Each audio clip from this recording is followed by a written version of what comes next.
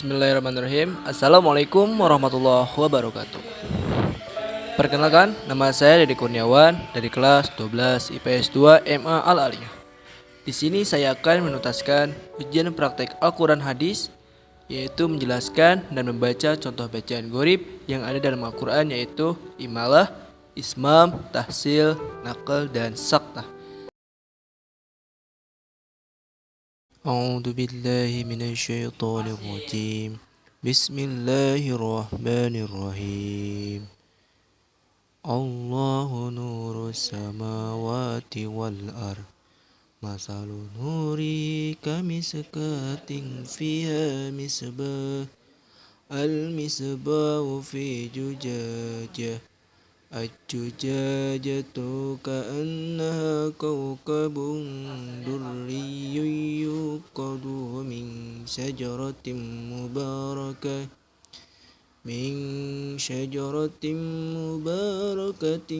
زيتونة لا شرقية ولا غربية يكاد زيتها يضيء ولو لم تمسسه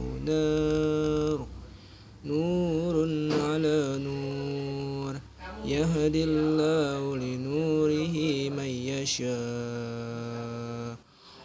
ويضرب الله الأمثال للناس والله بكل شيء عليم. Shadaqallahul azim. Baik, yang pertama adalah imalah.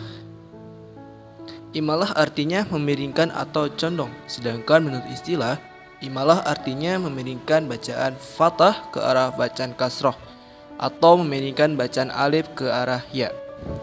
Bacaan imalah ini hanya ada satu dalam Al-Quran, yaitu pada surat Hud ayat 41. Pada pertengahan ayat tersebut terdapat lafaz majroha yang baca menjadi majreha. Baik, yang kedua adalah ismam. Cara membaca bacaan ismam adalah dengan cara mencampurkan bacaan domah dengan bacaan sukun disertai dengan gerakan mulut yang memajukan seperti saat mengucapkan huruf waw. Bacaan ismam ini ada satu dalam Al-Quran, yaitu pada surat Yusuf ayat 11. Di dalamnya terdapat lafaz la ta'manna. Namun karena lafaz aslinya adalah la ta'manuna, maka lafaz nun tidak perlu dibaca, tapi disyaratkan dengan memajukan mulut. Nah, yang ketiga adalah tahsil. Jenis bacaan gharib yang ketiga adalah tahsil. Tahsil artinya kemudahan atau keringanan. Bacaan tahsil ini bisa dilihat pada surat Fussilat ayat 44. Pada pertengahan ayat terdapat lafaz jamiyun, bisa dilihat dalam Al-Quran karena adanya dua hamzah qata yang berurutan dalam satu bacaan. Maka hal itu menyulitkan orang Arab dalam membacanya.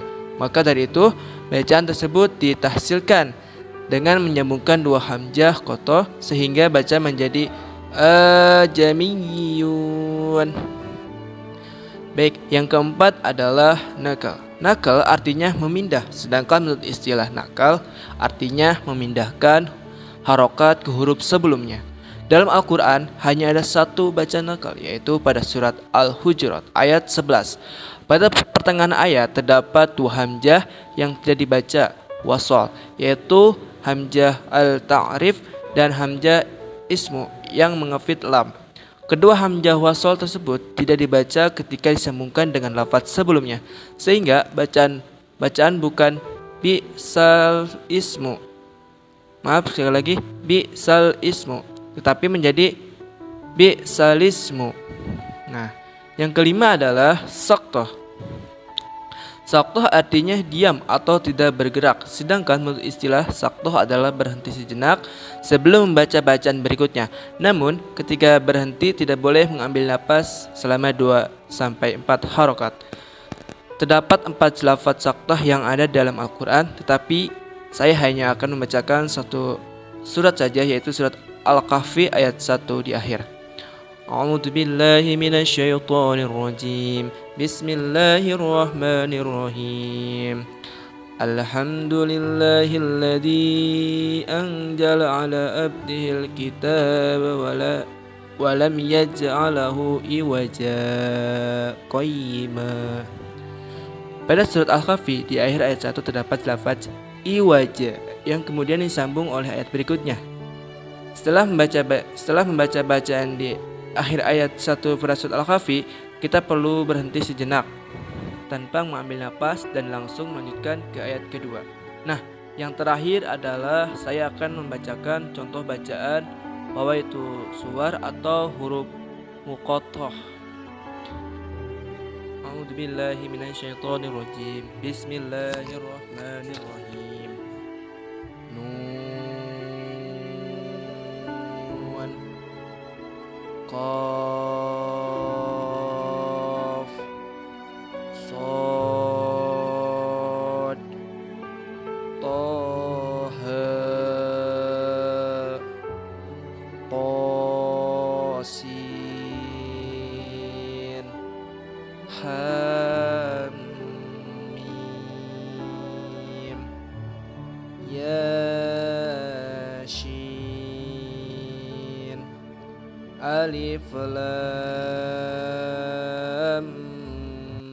mim, alif lam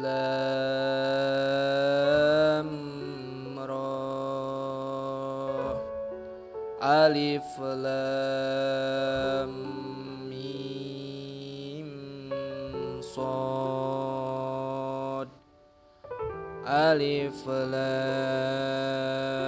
mim ra, ta shin mim, kaf ha ya ain sad, ha mim, ain sin qaf. Shadaqallahul azim. Baik, itulah penjelasan dan contoh bacaan gharib dan huruf qatah yang ada dalam Al-Quran. Semoga bermanfaat dan mohon maaf apabila ada kekurangan dan kesalahan dalam video ini. Terima kasih. Wassalamualaikum warahmatullahi wabarakatuh.